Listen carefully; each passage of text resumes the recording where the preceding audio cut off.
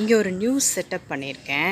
ஆக்சுவலாக இங்கே இந்த பிளேஸில் இருந்தது எல்லாமே ரிமூவ் பண்ணிவிட்டு பாட்டிங்லாம் ஃப்ரெஷ்ஷாக பண்ணியிருக்கேன். அது எல்லாம் என்னன்றதை பார்க்கலாம்.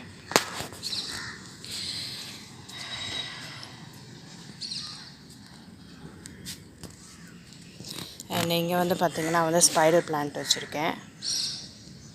ஸோ இந்த இடத்துல ஏன் ஸ்பைடர் பிளான்ட் வச்சுருக்கேன்னா, சன்லைட் வந்து நமக்கு வந்து ஈவினிங் டைமில் கொஞ்சம் ஷேடோவாக கிடைக்கும். அண்ட் ப்ளஸ் எனக்கு வந்து இந்த லைட் வந்து நைட்டில் போடும்போது இந்த ஸ்பைடர் பிளான்ட் அவ்வளோ க்ளோயிங்காக இருக்கும். ஸோ அந்த ஒரு லுக் வைஸ்க்காக வந்து நான் இதை வச்சுருக்கேன். அண்ட் இது எல்லாமே கொஞ்சம் பிளேசஸ் வந்து சேஞ்ச் பண்ணி வச்சுருக்கேன். செம்பருத்தி செடியில் இந்த மாதிரி பழுத்த இலைகள்லாம் இருந்ததுன்னா நீங்கள் வந்து ரிமூவ் பண்ணிடணும். ஸோ அதுக்கு தேவையில்லாமல் அதுக்கு சத்து போயிட்டுருக்கும், மற்ற செடிங்களுக்கு கிடைக்காது. இந்த மாதிரி ரிமூவ் பண்ணிவிட்டு பிளான்ட்லேயே போட்டுருங்க தொட்டியில். அண்ட் வந்து பார்த்திங்கன்னா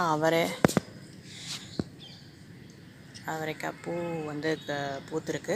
ஸோ இந்த பிளேஸ் நான் ஏன் வந்து இங்கே சேஞ்ச் பண்ணேன்னா, எப்போவுமே நம்ம மாடி தோட்டத்தை பொறுத்த வரைக்கும் நமக்கு வந்து பிளேசஸ் எப்போவுமே வந்து கொஞ்சம் சேஞ்ச் பண்ணிகிட்டே இருக்கணும். ஏன்னா மாடி நமக்கு வந்து சுத்தமாக நீட்டாக இருக்கணும்னா வந்து நம்ம அப்பப்போ வந்து செக் பண்ணிக்கிட்டே இருக்கணும். ஸோ அதனால்.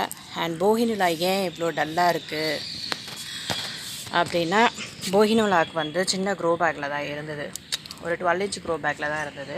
ஸோ இதை நம்ம என்னென்னா வந்து இதுக்கப்புறம் வந்து ஒரு 5-6 years நம்ம வந்து கவலைப்பட வேண்டாம். ஸோ இந்த மாதிரி வந்து பெரிய கேனில் வைக்கணும்னு சொல்லிவிட்டு, ஸோ இது ஒரு 2-3 செடி வந்து சேர்ந்த மாதிரி இருக்கும். ஸோ இதை நம்ம வந்து பிளான்டிங் பண்ணியாச்சு. ஸோ இதுக்கப்புறம் இதை வந்து நம்ம ஷேக் பண்ணக்கூடாது. பிளான்டிங் பண்ணதுக்கப்புறமா வந்து நம்ம ஒரு நாள் இல்லை ஒரு வாரம் வரைக்கும் இந்த செடி பக்கமே போகக்கூடாது. இந்த லீஃபும் ஷேக் ஆகாமல் இருக்கணும். அண்ட் வாட்டரிங் மட்டும் ரெகுலராக பண்ணிகிட்டு இருந்தீங்கன்னா அந்த லீவ்ஸ் எல்லாம் வந்து பழுத்து இலையெல்லாம் கொட்டி திரும்ப வந்து துளிர் விட ஆரம்பிக்கும். ஸோ இந்த பூக்கள்லாம் பார்த்திங்கன்னா ஃப்ரெஷ்ஷாக தான் இருக்குது. ஸோ நமக்கு வந்து இந்த செடி நல்லா வந்துடும். ஸோ இந்த செடியை நான் வந்து ரிப்போர்ட் பண்ணேன். அண்ட் வந்து ஒரே க்ரோ பேக்கில் வந்து நிறைய செம்பருத்தி இருந்தது. ஸோ அதெல்லாம் வந்து ரெண்டு பாட்டில் வந்து ஷஃபில் பண்ணி வச்சுருக்கேன். அண்ட் வந்து இன்னொரு விஷயம் என்னென்னா, முருங்கை செடியில் பார்த்திங்கன்னா வந்து பூக்கள் எடுத்துகிட்ருக்கு, பூக்களோடு இருக்குது. சரி, ஓகே. இந்த ரோ வந்து நம்ம அப்புறமா எக்ஸ்பிளைன் பண்ணலாம். அண்ட் இங்கே நம்ம என்னெல்லாம் ஷிஃப்ட் பண்ணியிருக்கோன்றதை பார்ப்போம். இது ஜஸ்ட் வந்து ஷிஃப்டிங் ஒர்க் மட்டும்தான் பண்ணேன் நான்.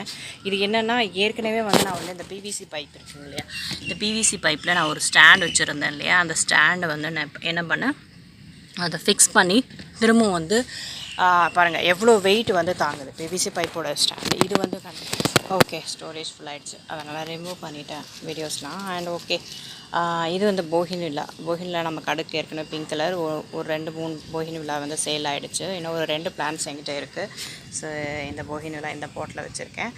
அண்ட் வந்து ரெயின் லில்லி நல்லா சூப்பராக வந்து புஷ்ஷியாக வளர்ந்துருக்கு. ஸோ இதோட பல்ப்ஸ் யாருக்காவது வேணும்னு கேட்டிங்கன்னா கூட நான் நல்லா கொடுக்க முடியும். அண்ட் வந்து இது பார்த்திங்கன்னா வந்து இந்த கீரை வந்து சமையலுக்கு யூஸ் பண்ணுற கீரைங்க இது.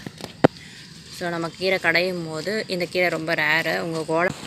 இந்த கீரை உங்களுடைய கார்டனில் இருந்ததுன்னா வந்து மறக்காமல் எடுத்து கீரை கடைசலோடு சேர்த்து கடைங்க, ரொம்ப நல்லது. அண்ட் வந்து ஹைபிஸ்கஸ்.